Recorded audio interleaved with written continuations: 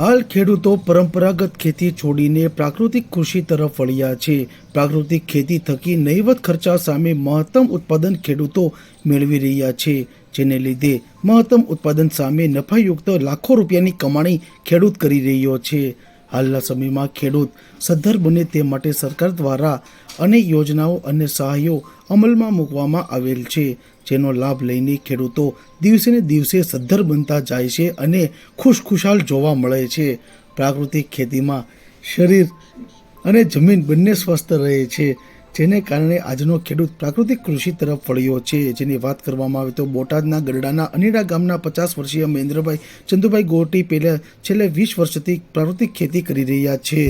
મહેન્દ્રભાઈ ચંદુભાઈ ગોટી બોટાદ જિલ્લાના ગરડા તાલુકાના અનીડા ગામનો ખેડૂત છું। મેં 10 ધોરણ સુધી અભ્યાસ કરેલો છે અને મારો અભ્યાસ આમ તો હાઈસ્કૂલ નહીં પણ ખેતીના વિષયો સાથે લોકશાળા માલપરા વાસેલીધામ લોકશાળા માલપરાનો હું વિદ્યાર્થી છું, એટલે જ ખેતીની અંદર મને આ કોટા હોવાની ખબર પડી કે કારણ કે મારા વિષયો જ મને ત્યાં એવા ભણાવવામાં આવતા હતા, એટલે હું ગ્રામ ઉત્થાન સાથે સંકળાયેલો છું।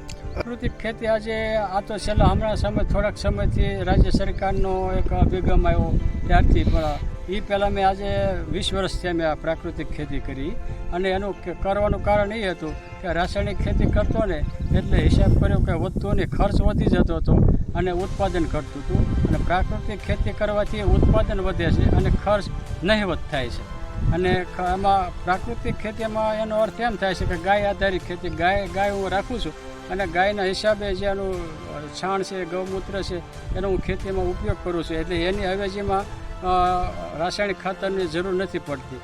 એનું કારણ એ છે કે જે ગાયોનું ગૌમૂત્ર જે છે એ એમોનિયમ વાયુ ઉત્પન્ન કરે છે, જ્યારે મોરસ્યું ખાતર જે કંપનીમાં સરદારનું આવે છે કે કોઈ પણ બીજી કંપનીનું આવે છે, જેને અત્યારે એમોનિયમ સલ્ફેટ અથવા ઘણા ખેડૂતો મોરસ્યું તરીકે કહેતા હોય, એમાં એમોનિયા જ વાયુ હોય છે, પણ એ કૃત્રિમ હોય છે, અને જ્યારે ગૌમૂત્રમાં કુદરતી રીતે હોય છે એટલે એના સારા એવા પરિણામો મળે છે। અને એ જ્યારે એમોનિયમ સલ્ફેટની બેગ લાવી એની કરતાં જે આપણું જે ગાય છે એના જે મૂત્રનો ઉપયોગ કરી છે એટલે એ એક એમોનિયમ સલ્ફેટ જ બની ગયું છે અને એવું સરસ રિઝલ્ટ મળે છે, અને એ રિઝલ્ટ કાયમી માટેનું હોય છે। જ્યારે કૃત્રિમ રીતે બનાવેલું હોય છે એ કલાક 2 કલાક કે 24 કલાક પૂરતું જ હોય છે, અને એની હિસાબે ખર્ચ વધે છે અને ખાસ કરીને જમીન બગડે છે। મારે 10 વીઘા જમીન છે, એમાં 8 વીઘાનો કપાસ કરું છું અને 2 વીઘાની ગાય માટે ઘાસચારો જુવાર કરું છું, અને બાઉન્ડ્રીની અંદર તુવેર કરું છું, અને વચ્ચે જે કપાસની અંદર ખાલા રહે છે એમાં મરચીનું વાવેતર કરું છું, અને પછી બે ચાસ વચ્ચે જે ખાલી જગ્યા રહેશે પાટલું અમારે ખેડૂતોની ભાષામાં કહેવાય, એની અંદર હું શાકભાજી કરું છું, પછી સોયાબીન કરું છું, પછી મગ, અડદ, તલ અને મગફળી જેવા પણ પાક લઉં છું। વાર્ષિક ખર્ચ પ્રાકૃતિક ખેતી કરું છું એટલે વાર્ષિક 8-10 થી 15,000 રૂપિયાનો જે ડીઝલ જે છે, પછી હાથી આંકવાનો છે, અમુક મજૂરી કર્યું છે એટલે 10-15,000 રૂપિયાનો ખર્ચ લાગે છે, એની હિસાબે મારું વાર્ષિક ઉત્પાદન તો 1.5 લાખ જેવું થઈ જાય છે, ટોટલ ઉત્પાદન એટલું થાય છે।